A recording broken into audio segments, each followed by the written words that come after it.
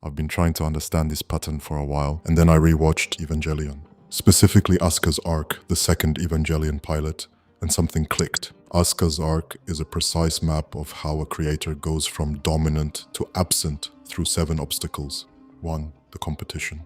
When Asuka arrives, she's in a league of her own. The early results back it up. She wins fights, she looks good doing it, the numbers are there. Then she meets the other pilots. Rei Ayanami is the first pilot, quiet, expressionless, zero personality. She doesn't have a brand. She doesn't have an aesthetic. She shows no visible investment in being perceived as talented or special, and the algorithm running everything treats her exactly the same as Asuka. That's the thing Asuka cannot process. Then Shinji starts closing the gap. He didn't train for this, he didn't want this, he showed up because his father called him and he didn't know how to say no. And he keeps up with her because he shows up consistently and keeps going. For a creator, this moment is devastating in a very specific way. The algorithm doesn't reward preparation. It doesn't reward how much you deserved it. It rewards output that expand watching sessions, regardless of what went into making it. Asuka's response is to double down, more effort, higher standards, push the performance further, prove the gap by making it bigger. It doesn't work. The gap stays closed. 2. The isolation. Asuka doesn't do collabs. It's a core part of how she sees herself. She doesn't need help, doesn't want anyone else's influence near her work, doesn't want to dilute what makes her distinct by mixing it with someone else's brand. She sees the other pilots as competitors at best, liabilities at worst. On paper, this is a defensible creative strategy.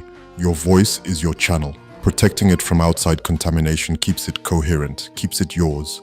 And there are creators who've built long careers on never collaborating, never aligning with trends, never borrowing anything from what's working around them. But there's a cost that compounds invisibly over time. Every collab that doesn't happen, every creative exchange that doesn't happen is a piece of data you never get. The audience that could have come from cross-pollination is already gone.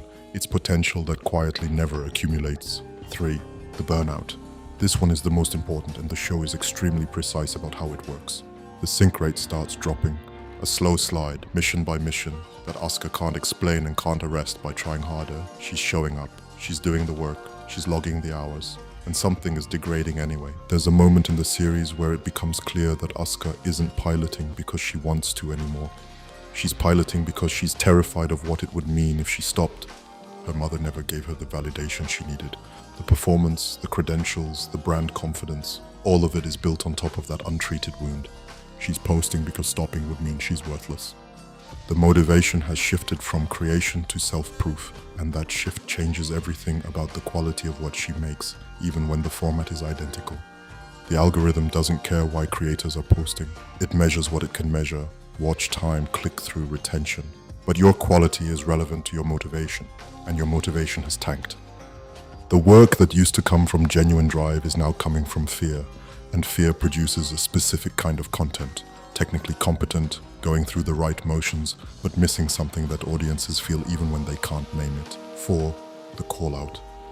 This is the moment an angel targets Asuka from orbit and projects directly into her mind. Her mother's absence, the source of every failure she's tried to outrun. For a creator, this is a critique of the person. And the reason it's so destructive because it finds every insecurity the brand was built on top of and makes it visible. The brand Asuka built was armored against competition. It was built to withstand other pilots being good, other channels being loud, the algorithm being unfair, but it was never built to withstand being seen. After RAL, she can't get back in the EVA. The connection is gone. The sync rate collapses because she can no longer access the part of herself that used to drive her without also accessing everything she's been running from. For a creator, this is posting paralysis. You know what you need to do, you sit down to do it. You open the document or the recording software or the camera, and nothing comes out. The channel goes dark. 5. The copycats. The moment a dominant creator goes quiet, something happens. That a swarm of smaller, less skilled, less interesting channels suddenly occupies the space that was held by presence alone. They're not better, they're not more talented, they're just numerous, relentless, and available. In the show, these are the mass production Evangelions, identical units, expressionless, efficient. No each one, taken separately, is inferior. She fights them alone, without a team, without backup, without any external support structure. She wins every single one-on-one encounter. Too bad there are 9 of them. The system that was never built, the team, the collaborators, the network she refused to build during is now the exact thing she needs and doesn't have.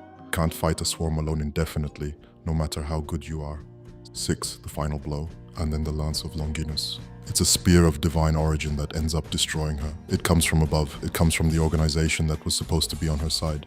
It comes from somewhere she couldn't have anticipated and couldn't have blocked, regardless of how good she was, how high her sync rate had been, how many battles she'd won before. This is demonetization. This is a platform policy change that wipes out a channel's revenue overnight.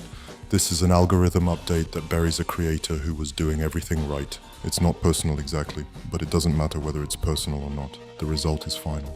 7. The realization. That's the thing the show refuses to let you skip. The lesson from Asuka's entire arc is to know why you're getting in the EVA before you sync up. The creator who survives long term isn't necessarily the most talented. It's not the most prepared, or the most distinctive, or the most consistent. It's the one who knows why they make things. Because if the answer is to prove I'm worth something, to a parent, to an ex, to a former employer, to the part of yourself that still doesn't quite believe you deserve to be here, the algorithm will find that out before you do.